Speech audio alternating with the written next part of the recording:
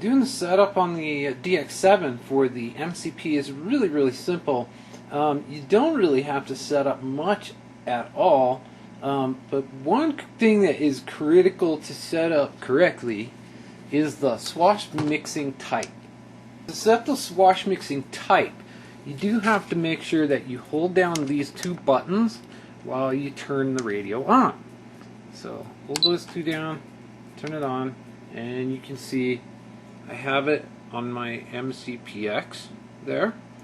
And so if I scroll through the options here, you'll see this is what you need to set. One servo norm for the swash type. So swash type, one servo norm, that is very important. You can also leave these two alone. Leave this alone. Throttle recovery you don't need. Trainer we don't need, although you could use trainer box.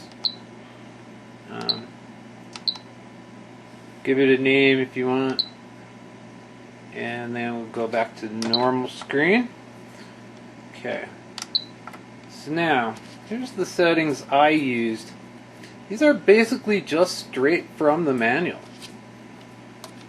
Okay, as you can see, all of the servos are normal direction. There's no reversing of servos, so that's very easy. There's no need to have any sub trim, although some folks are using sub trim on the pitch channel to kind of center the pitch. I might explain that later, but I actually did that mechanically on my heli. Travel adjust. Only thing you need to adjust for that is the pitch channel, and you need to get both of these numbers at 75. And the way you do that is you're going to have to move the throttle stick up. So when the pitch channel goes to the top half, you can adjust the top number. See? And then when the other arrow goes down to the bottom side, you can adjust the bottom. So make sure you put those both on 75. Hold position. I did change this to 0. On the default, it's like -5 or something. But I did change it to 0, and I do that on all my helis these days, and that is because of a safety problem that we have with auto-adjusting ESCs. I don't think it has anything to do on this heli, but it's a good idea to get in the habit of setting this to 0 in case you use the auto-adjusting speed controls and you don't want to have a problem with that. I liked my hold switch to be on the rudder dual rate switch, which is actually this one right up here. But you can switch this to any switch that you want to use. You could use the elevator, aileron, aux2 switch, gear switch, or the rudder dual rate. So you have a lot of choices there for what you want to do. Here's where it becomes interesting. So on my throttle curve for normal mode, I did have to go a little bit different from what was in the manual. The manual basically says, think 0, 40, 60, 80, 100. This one I did change so that it would be 40, 70, right? 87.5, and then out to 100. Now the reason I did that is because I'm flying in Colorado, and I think that I need a little bit more head speed to get things going. So 40 here. Now what this really means, in case beginners are watching, this really means this is the 50% point on the stick. So you can see the stick position is what we call input, and then the actual position for the throttle is the output. So my stick position, you know, if my stick is at 50%, if I can get it there, my throttle's already up to 70.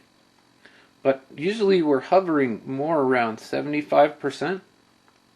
And so that means my throttle's almost up to, you know, it's up to 86, almost 90% when I'm hovering. So I don't get a drastic change in throttle when I'm actually flying, but I'm still able to pull the throttle down to 0 when I'm landing.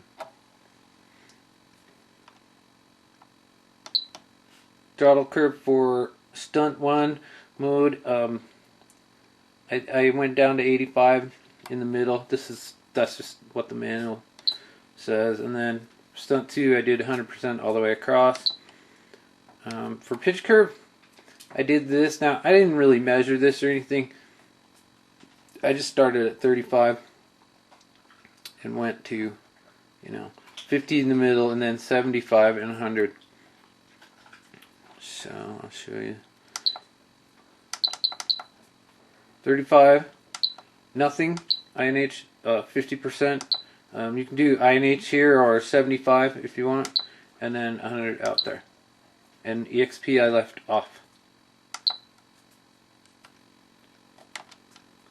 Okay, pitch curves for stunt 1 and stunt 2 are the same. They're just all the way straight across. Now, if I wanted to change my pitch range, I would not change it on here. I would change it using the travel adjust screen, and leave this curve the same here.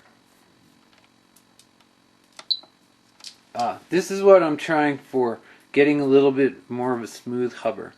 I flattened out the line right in the middle here because it seems awfully pitchy, and I think in idle up I'm hovering just a little bit under 75% stick, so it should be, right around here, and that's giving me just a little bit more precision right around here. And then when I punch it up there, I can still get a good pitch pump out of it and get some power. So experimenting with this, I don't know if I like this yet. Hold mode, I left the straight pitch curve. No revo mixing is needed. I didn't use any programmable mixes. I set the timer to 3 minutes, and if I'm just flying lazy, you can go past that a little bit. So then back to the servo monitor, and that's it. Now, on the dual rates and expo, I did set some dual rates and some expo, but this is, this is personal preference. I've got 20 on the rudder elevator. I got 30. I got 30 on the aileron too. The heli's still fairly twitchy and cyclic, even with this 30. So I don't know. And then I did some auto dual rates. So in that stunt 1 mode there, I have some dual rates that are cut down to like 80%. So very simple setup. Don't really have to do a lot of this. A lot of this stuff like this is personal preference, so you don't have to do this right away, but if you want to, you can. Alright, binding this heli to a DX7 or DX6i or JR9503 or something is really, really easy. I really love the way that they've done these bind and fly helicopters and the little like Park Zone Vapor and stuff like that. It's really simple. You don't require a bind plug or anything like that. All you do is leave the radio off, plug the helicopter in, okay?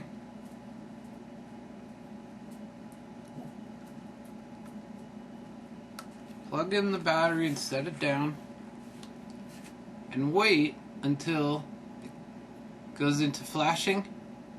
You get a quick flashing, then push the bind button on the back of your radio and turn it on. Make sure the throttle stick is down when you do this. And you should see the helicopter bind. Okay? So you can see that the helicopter has come to life.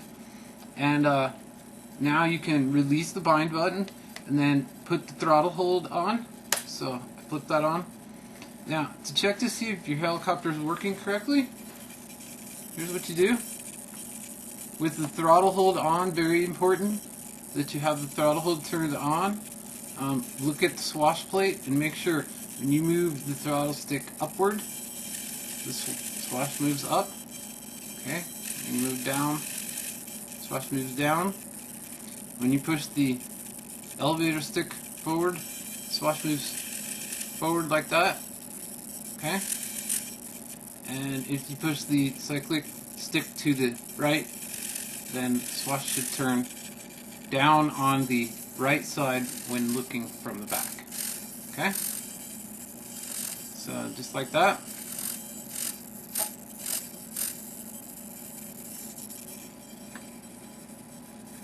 And that's how you can tell that you set up everything correctly. So now, before you fly, make sure that you cycle the power on your radio at least once. Turn off the radio and then turn it back on. Throttle hole is on there. So now I usually turn the throttle hole back on before I plug the heli in. So if you do that, it should be okay. So then, if you plug the helicopter in with the radio already on, it goes into normal operation. So what you want to do is plug it, plug the battery real quick, and then set it down on the table. And that lets the flybarless system initialize, and so it knows where home is. Now, if you notice, this heli, it has a flybarless gyro.